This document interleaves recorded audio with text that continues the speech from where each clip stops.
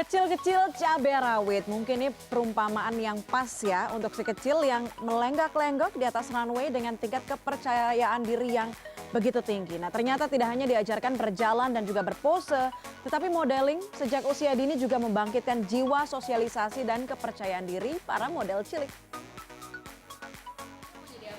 Model.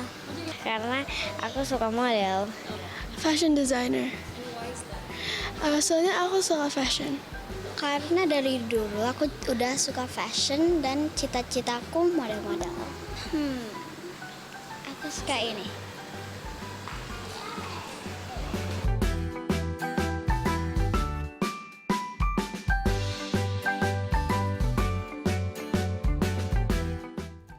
Eksistensi model cilik mulai naik daun beberapa waktu belakangan.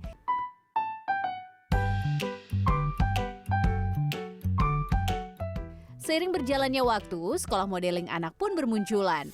Pemilik salah satu sekolah modeling di Jakarta Selatan, Lina, mengatakan bahwa awal mula terbentuknya sekolah modeling ini terinspirasi dari sang buah hati yang memang menyukai fashion sejak kecil. Ia menambahkan sekolah modeling tidak hanya belajar jalan dan pose, tetapi juga untuk perkembangan diri si kecil.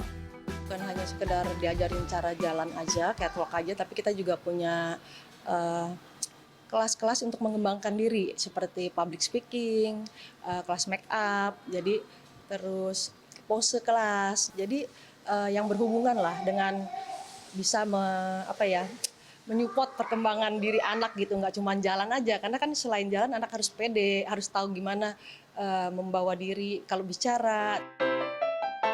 Pelatih catwalk model anak, Meila Nangoy, percaya bahwa setiap anak berkembang dengan caranya masing-masing.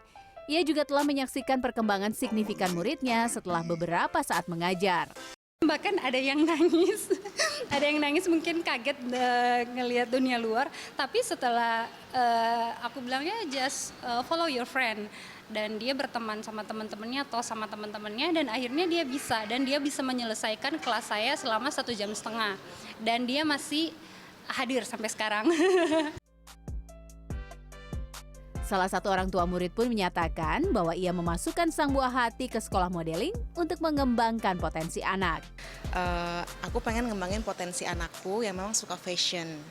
Yang kedua itu aku pengen memperbaiki generasi lah gitu ya. Karena waktu masih kecil kan aku pemalu, terus tomboy, terus pengen anakku lebih baik dan lebih pede kayak gitu.